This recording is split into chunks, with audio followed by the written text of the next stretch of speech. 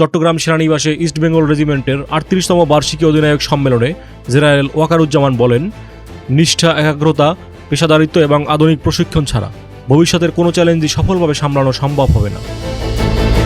General Wakeruzzaman স্পষ্ট করে আরও জানান, আধুনিক যুদ্ধে শুধু শক্তি নয়, চাই প্রযুক্তিগত সৃজনশীলতা, গবেষণা এবং যুগোপযোগী দক্ষতা। এরই ধারাবাহিকতায় তিনি ইস্ট বেঙ্গল রেজিমেন্টের সদস্যদের আরও সক্ষম হয়ে ওঠার আহ্বান জানান। সবাই ইবিআরের প্রযুক্তি উন্নয়ন, গবেষণা, পেশাগত দক্ষতা বৃদ্ধি এবং ভবিষ্যৎ পরিকল্পনা নিয়ে গুরুত্বপূর্ণ আলোচনা অনুষ্ঠিত হয়। সেনাপ্রধান রেজিমেন্টের গৌরবোজ্জ্বল ইতিহাস স্মরণ করেন এবং মহান স্বাধীনতা যুদ্ধের শহীদ বীরদের প্রতি শ্রদ্ধা জানান।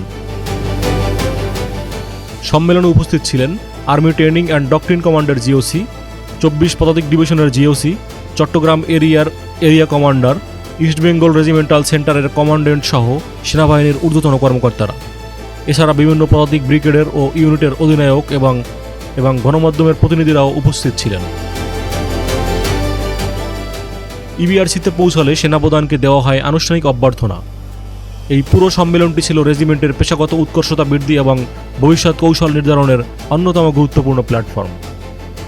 সেনাপ্রধানের বার্তা ছিল আরও পরিষ্কার, পরিবর্তনশীল বৈশ্বিক বাস্তবতায় টিকে থাকতে হলে আধুনিক প্রশিক্ষণ, প্রযুক্তিগত সক্ষমতা এবং পেশাদারিত্ব, এই তিনটির কোনো বিকল্প নেই। আর এভাবেই বাংলাদেশ সেনাবাহিনী ভবিষ্যতের কঠিন চ্যালেঞ্জ মোকাবেলায় আরও সুসংগঠিত ও শক্তিশালী হয়ে উঠবে। প্রিয় দর্শক, এবং আরও গুরুত্বপূর্ণ নিউজ পেতে আমাদের চ্যানেলটি সাবস্ক্রাইব করুন। ধন্যবাদ।